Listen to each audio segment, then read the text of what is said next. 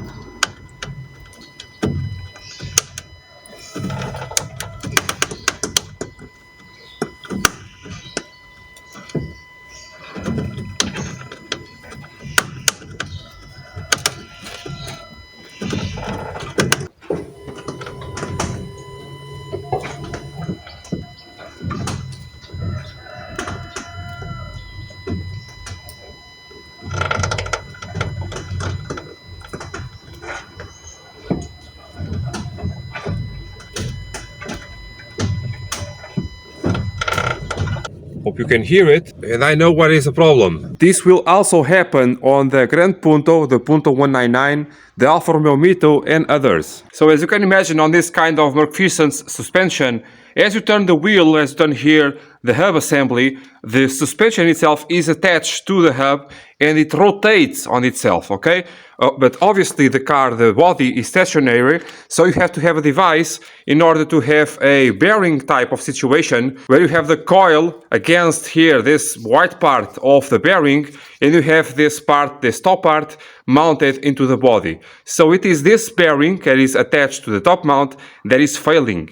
Normally these bearings fail first on the left side of these cars because we have here this air intake for the cabin air filter, for example, and water collects on top of the mount over here and in fact goes into the inside of the bearing, okay? But sooner or later the other side also fails, because when you have this type, this construction of bearing, water will eventually enter the bearing itself, okay? This is a very common problem on this body of the Doblós, the 263, very common also on the Alfa Romeo MiTos, very common on the Bravos, very common on the Punto 199s, on the Fiat Lineas. All the cars that have this construction have the issue on this top mount. So now let's take out here the shock absorbers. For that we have to disassemble here the wipers, the wiper arms, and here this cover to access the bolts that are inside here. That is not very difficult to do, just do it step by step, okay? Now you want to start here, for example, here with the nut for the drop link of the sway bar. This is a 16mm socket. Can do it by hand, no issues.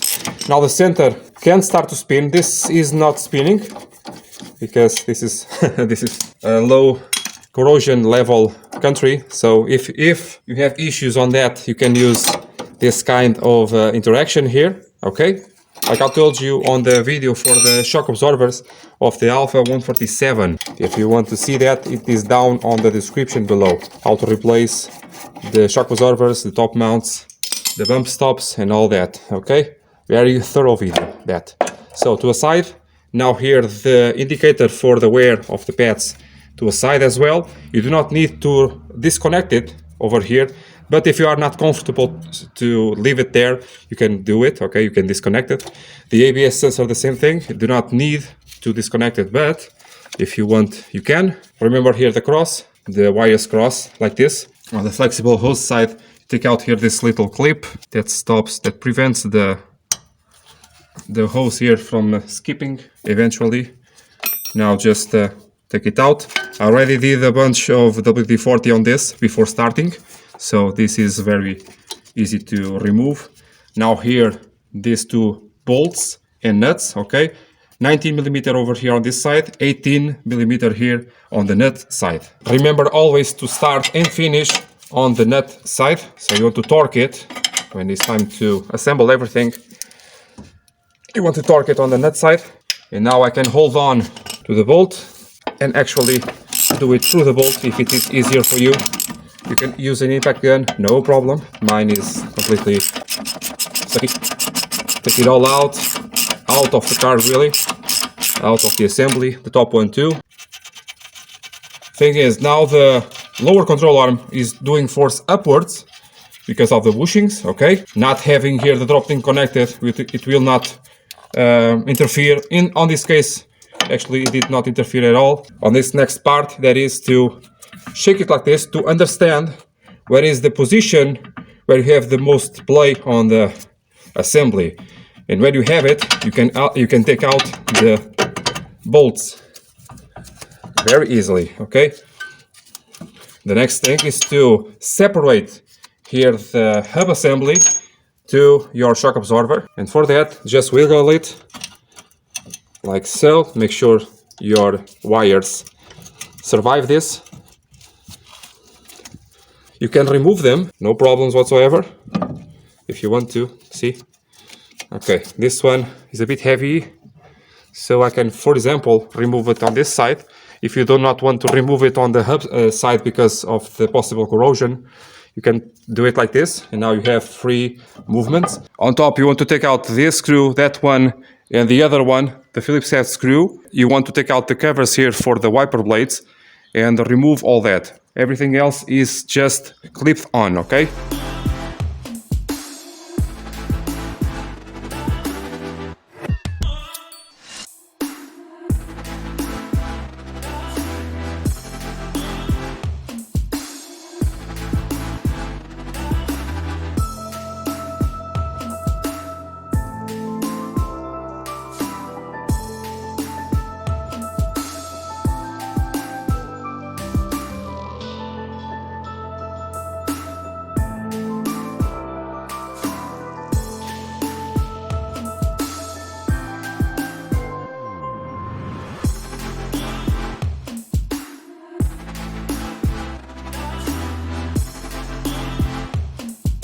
Instead of taking out here the cover, I just raise it up because in order to take it out I have to bend it a bit and I don't want to risk it. So I do have access here to the three 12mm nuts. If I had to take out here the mechanism for the wiper motor, I will do, but there is not a need for that. Okay, just take it out, leave one behind so you can grab with your hand the shock absorber, and with the other hand take out the leftover nut. Choose one that is easy to reach.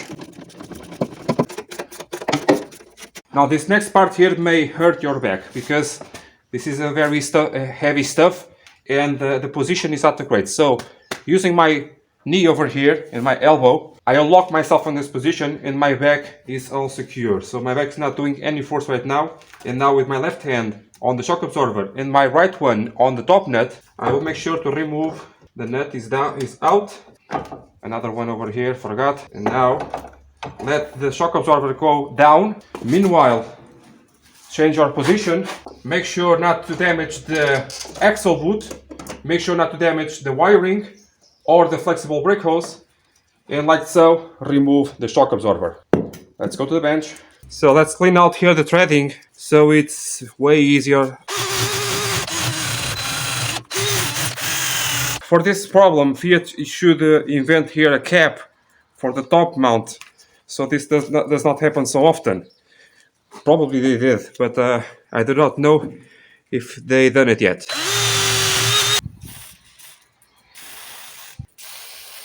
Let's shock it a bit.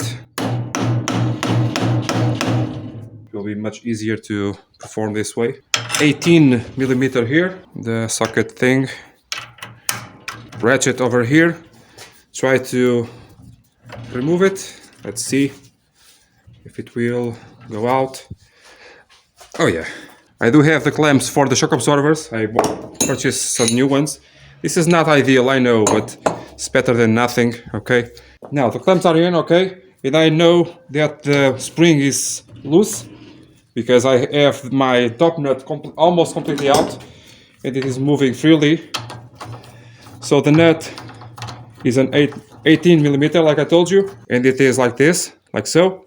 We also have here a washer that will come out eventually, and now we have our boot connected, attached to the top mount, like so.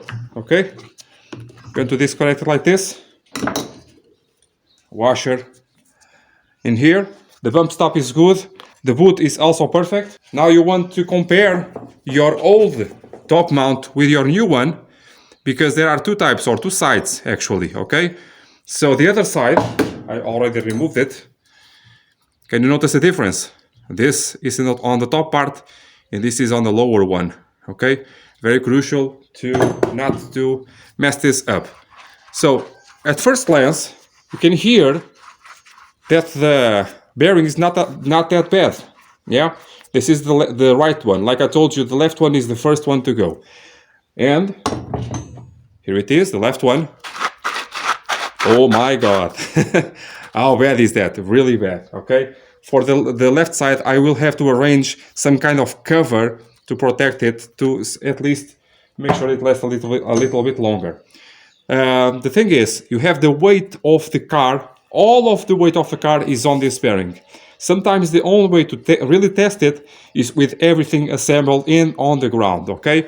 Like you saw, on the left side, it was starting to wind very violently, making the coil over here jump, okay? The jumping was because this bearing is not a bearing anymore. Doing this job properly, you should always replace both sides. I'm using here quality OEM parts. This is actually the same supplier for Fiat, and down on the description will be the part numbers for it. So just assemble it, no issues. Now maybe I have to compress it a little bit more, but let's see if I can do it like this because of the washer. No, do not advise you to do this like I'm doing. Okay, I think that's in. Now the position of the top mount does not matter at all, because it is 360 degrees over here on the bearing, but not only that, because the base of it is completely round all the way. The boot that inserts over here is also completely round. There is no way you can make a mistake over here. But on the lower side, where the spring starts, you have to make sure that this stays in the right position. On this lower side over here, the spring starts, you have here a dimple, and you have to make sure that the dimple stays in place, or the spring stays on the beginning of the dimple while you are taking out the clamps. Are these called clamps? I hope so. So very tedious job. So 18 to the final torque, okay? This is my ratchet skipping.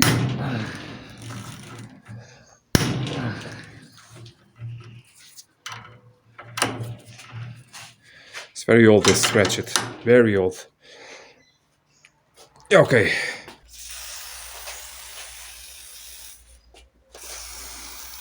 Okay, to put this in place is rather simple, okay? Just one quick tip here. You have your top mount over here, and as you can imagine, it rotates 360 degrees. It is very difficult to rotate it by hand because I need the weight of the car to act on it, okay? But it is possible. Now, the position to assemble onto the body obviously is just one because of the pattern over here. You have two studs over here and another one over here, and that's the way you want to do it. So, remember this, two studs over here are aligned, kind of, with the two holes over here. So, two. So, let's begin. Down to the hole. Now up, and up there I will put at least one nut. Make sure not to damage anything. So my position again. Just start the nuts. Do not tighten it all the way. And I will put the third one too. Okay, just by hand. It is free, you can see. Now you just have to marry here. It rotates. Marry here the hub assembly with the shock. And sometimes that can be a hassle because of the weight that you have here on this side. So you may want to put here a jack, a floor jack for example, or someone to help you out with this. But essentially what you want to do is to raise up like this the assembly, and then try to find a hole for one of the bolts, does not matter which one, upper or lower, it's the same. It's completely the same. Make sure not to damage here the hose or the ABS sensor or something else. Okay, it's good enough. Now on the lower side, sometimes what you have to do to correct camber is to do a modification on the shock absorber, for example, like I did on my Alfa 155. That is for another video, but it's just to show you here how you can modify the camber of any car with this assembly by opening up the holes. So to find the hole, you have to do this movement in order to find it. Some cars, after putting in these bolts, you have to make sure that the wheel goes completely out, like this, in order to have less camber possible. I know it is very pretty to have a lot of camber, but for most of the cars, it's not that great to drive or for tire wear. Okay, good enough. Now put in the nuts all the way. Again, don't forget to put anti-seize. This is all steel. This is steel, but nonetheless, you have here the treatment on the bolts that it can interact with the steel. So make sure to use anti-seize all around. In my country is not necessary, so I do not have that habit of using it. Just for you here on the channel. But this one really does not need it at all. Now torque it with the 18 on the nut side, always on the nut side. Okay. The other side is just to hold on to it.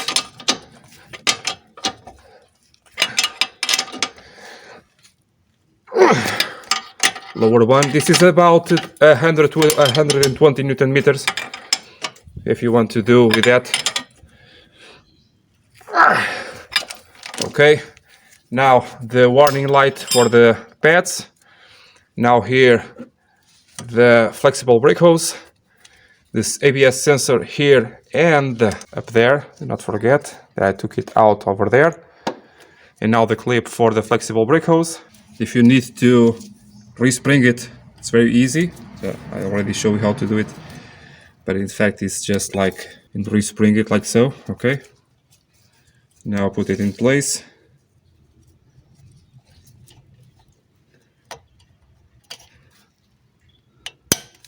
And last but not least, here the drop link for the sway bar. This is very awkward, but it is just like this. It's normal. Okay, now the 16 all the way. Some drop links on the rear over here have a place to put your wrench in, but that is more for the GM, Opel, Vauxhall type cars, not usually Fiat cars.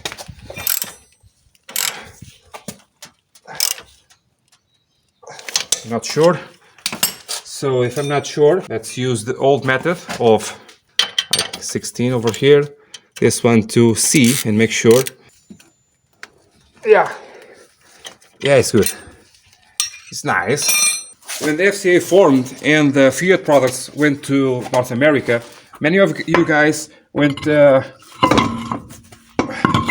very nuts with this locating pin. What is it for? It is really to help you out to put in your bolts over here. For the alloys, you also have this locating pin. It's not so efficient, but it is there to that, and to secure your also to secure your brake rotor as you are assembling everything. The next tip is you want to have your first lug nut or your first wheel bolt directed to your valve. And why is that? In order to make it easier to put in or out your wheel cover, notice that the wheel cover has a dimple that is bigger than the other ones. This is not broken, okay? This is just the way it is. And you can notice that is directed here to the valve for the wheel, okay? In this way, you can put in, actually like so, you can put in your cover without having to struggle with the wheel being loose. Actually, you can tighten this all the way, even, and at the end, put in your cover. Okay, in Europe this is very old, since 1990 we have this system on Fiat cars, but obviously on the North America you guys do not have this, so here it is how it works. Also, I know that Dodge uses this for the commercial vehicles, these platforms, and I know they use these covers, this style of covers. So for you guys, this is the tip for how to put in and why this system is the way it is. So not having this system, like for example, I'm remembering here Kia Hyundai models do not have this system, and you have to struggle with the wheel cover and the wheel itself in order to put in the lug nuts, like you call it, okay, the wheel bolts. This system is far more efficient because in this way you do not have to struggle at all with nothing, because the first one secures the wheel and also secures your cover, your wheel cover. So well done, Fiat.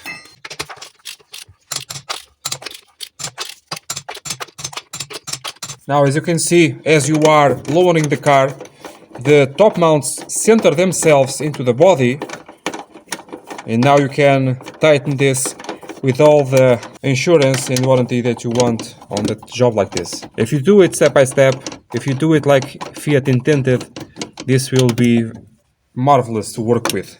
Marvelous. But another thing, as you are here on this area of the car, make sure to do the maintenance. Yes, the maintenance onto the water drains. These ones are, I believe, in perfect condition, but I will see. Already did several videos for that. Down on the description will be the links for it. Okay, and now here you just have to do a bit of tightening, not a lot. Okay, 20 Newton meters will be more than enough. So in this case you have a water drain right below of the motor for the wipers, and another water drain here right on the intake for the cabin air filter, right next here to the other top mount.